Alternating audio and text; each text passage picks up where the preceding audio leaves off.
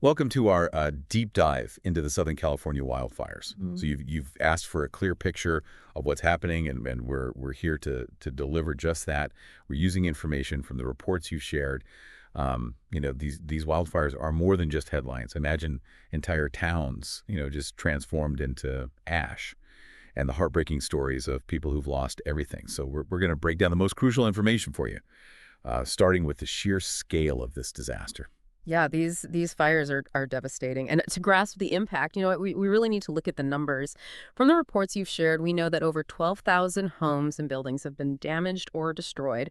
That's an area roughly the size of Manhattan. And tragically, at least 24 lives have been lost, a stark reminder of the human cost. Yeah, it's easy to get lost in the numbers.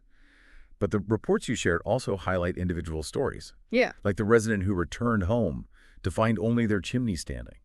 Everything else gone reduced to ash. It's a powerful image that speaks to the level of devastation. But amidst this tragedy, there's also a story of incredible global response. Hundreds of firefighters, not just from across the U.S., but from countries around the world, are on the ground battling these blazes. Yeah, it's a testament to, international cooperation in the face of disaster. What's particularly interesting is the complexity of coordinating such a massive effort. We're Wow. talking about different firefighting techniques, languages, equipment, all being integrated seamlessly. And it's not just about battling the flames. You also have organizations like Texans on missions. They're a volunteer group renowned for their rapid response to disasters. They're providing essential services to evacuees, handling laundry, preparing meals, offering a touch of normalcy in the midst of chaos. Yeah, it really underscores the human desire to help one another in times of need. But the reports also highlight another side of the response, the deliberate power outages being implemented across the region.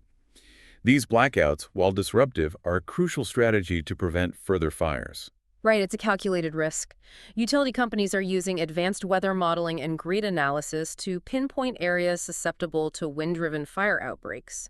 By shutting off power to these specific zones, they're breaking a critical link in the fire chain, the ignition source. It's a complex decision-making process that weighs potential fire risk against the impact on residents and essential services. Yeah, and this situation highlights the difficult choices that authorities face when balancing public safety with the inevitable disruption to daily life. Yeah.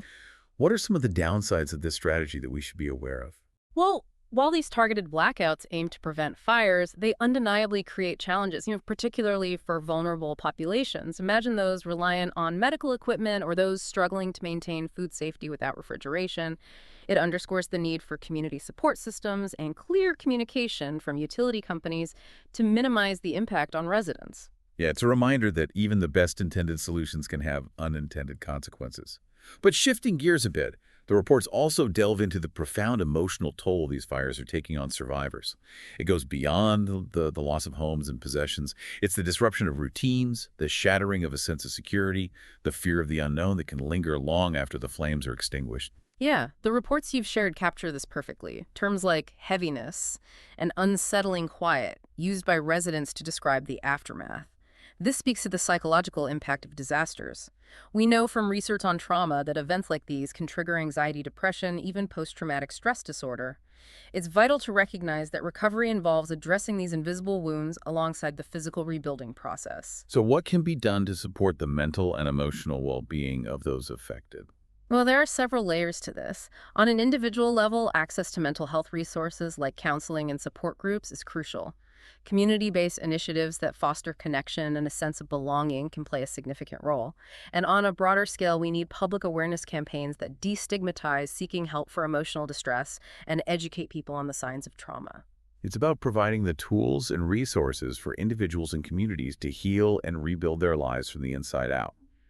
And speaking of rebuilding, the reports also highlight the significant financial burden these fires place on individuals and communities. Absolutely, the costs are staggering.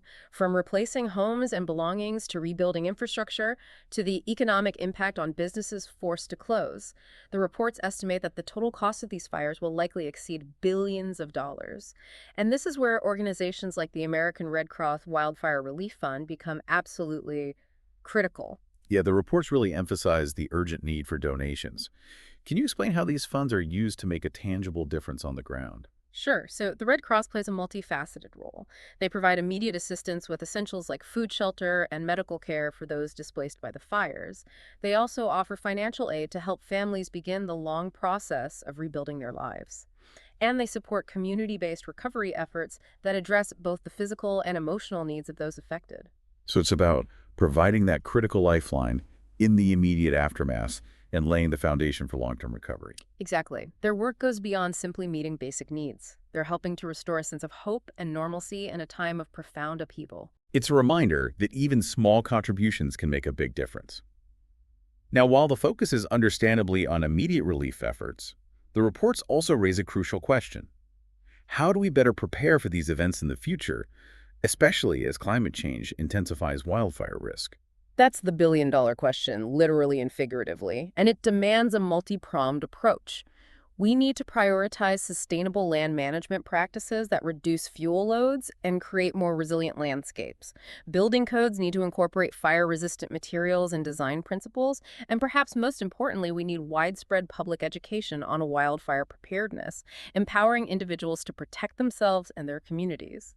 So it seems like we're moving from reactive firefighting to proactive fire prevention. Precisely, and this shift requires a deeper understanding of the interconnected factors driving these increasingly intense wildfire seasons.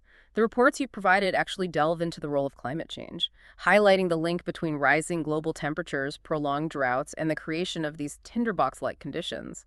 Yeah, it's a sobering reminder that these wildfires aren't isolated incidents. They're part of a larger pattern driven by a changing climate. And that realization underscores the need for long-term solutions. Absolutely. And those solutions involve a multifaceted approach.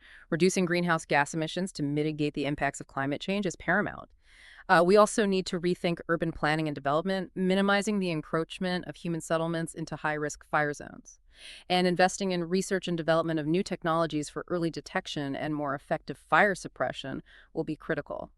So it sounds like we're talking about a complete paradigm shift in how we approach wildfire management, one that moves beyond simply fighting fires to anticipating and mitigating risks. That's the key takeaway here. We're moving from a reactive stance to a proactive strategy that prioritizes prevention preparedness and building resilience at both the individual and community levels. Well, this deep dive has provided a comprehensive look at the Southern California wildfires, from the immediate devastation to the ongoing recovery efforts and the long-term challenges we face. But before we wrap up, I want to touch on something that has resonated throughout this discussion: the outpouring of support from both local communities and the international community. It's been truly inspiring to witness. From the firefighters risking their lives on the front lines to the volunteers offering comfort and aid to the countless individuals donating to relief organizations. It's a testament to human compassion and our collective capacity to rally in times of crisis. And it offers a glimmer of hope amidst the devastation. It reminds us that even in the face of such immense challenges, we have the power to make a difference. Whether it's through financial contributions, volunteering our time, or simply raising awareness, each action, no matter how small, contributes to the collective effort of recovery and rebuilding. That's an important message to leave our listener with. This deep dive has provided you with a wealth of information about the Southern California wildfires, but knowledge without action is incomplete. We encourage you to consider how you can contribute to the ongoing recovery efforts and be part of the solution. This has been an insightful journey into a complex and urgent issue. We hope you've gained a deeper understanding of the Southern California wildfires, the challenges they present, and the opportunities we have to build a more fire-resilient future. Thank you for joining us on this deep dive. We hope you'll continue to engage with these critical issues and be part of the conversation.